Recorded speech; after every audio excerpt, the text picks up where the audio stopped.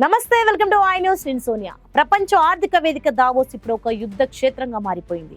ఒకవైపు global economy గురించి చర్చలు జరగాల్సి ఉండగా, మరోవైపు రష్యా, ఉక్రెయిన్, ఇజ్రాయెల్, గాజా యుద్ధాలే ఈ సదస్సును ఆక్రమించేశాయి.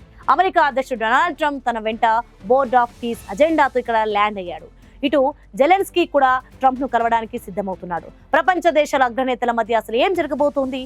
యుద్ధాల నీడలో దావోస్ సదస్సు సక్సెస్ అవుతుందా? మన స్పెషల్ రిపోర్ట్ లో ఇప్పుడు చూద్దాం. స్విట్జర్లాండ్ మంచు కొండల మధ్య ఇప్పుడు రాజకీయ సెగలు పుడుతున్నాయి.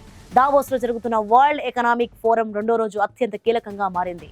అమెరికా అధ్యక్షుడు డొనాల్డ్ ట్రంప్ రాకతో అక్కడ వాతావరణం ఒక్కసారిగా వేడెక్కింది. తనదైన శైలిలో అంతర్జాతీయ రాజకీయాలను శాసించాలని చూస్తున్న ట్రంప్ ఈసారి తన చేతిలో గాజా బోర్డ్ ఆఫ్ పీస్ ప్రతిపాదనను సిద్ధం చేసుకున్నాడు.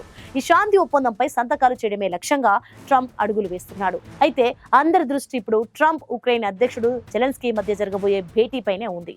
రష్యా ఉక్రెయిన్ యుద్ధం ఒక డెడ్ లాక్ స్థితికి చేరుకున్న వేళ ట్రంప్ ఇచ్చే శాంతి ప్రతిపాదనను జెలెన్స్కీ అంగీకరిస్తాడా, లేదా ఉక్రెయిన్ సార్వభౌమాధికారం విషయంలో పట్టుబడతాడా అన్నది $1 మిలియన్ ప్రశ్న. చాలా కాలంగా నిలిచిపోయిన శాంతి చర్చలకు దావోస్ వేదికగా ట్రంప్ మళ్లీ ప్రాణం పోస్తాడా అనేది చూడాలి.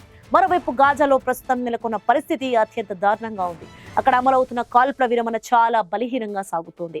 ఈ క్రమంలో ట్రంప్ ప్రతిపాదించిన రెండో దశ శాంతి ప్రణాళికపై దావోస్ సదస్సు అంచున కీలక సమావేశాలు జరగబోతున్నాయి. ఆర్థిక వ్యవస్థల గురించి చర్చించాల్సిన వేదికపై ఇప్పుడు భౌగోళిక రాజకీయ యుద్ధ తంత్రాలే హైలైట్ అవుతున్నాయి. ట్రంప్ చేసే వ్యాఖ్యలు, ఇచ్చే స్టేట్మెంట్స్ ప్రపంచ దిశను మార్చే అవకాశం ఉంది. యూరోపియన్ దేశాల నాయకులందరూ ఇప్పుడు ట్రంప్ వైఖరిని గమనిస్తున్నారు.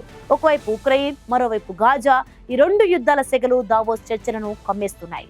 రష్యా విషయంలో ట్రంప్ అనుసరించబోయే వ్యూహం ఏంటి? జెలెన్స్కీతో ట్రంప్ జరిపే రహస్య చర్చల్లో ఎలాంటి నిర్ణయాలు తీసుకోబోతున్నారు? గ్లోబల్ లీడర్ల మధ్య ఈ ఈగో వార్ ఎటు దారి తీస్తుంది? ప్రపంచం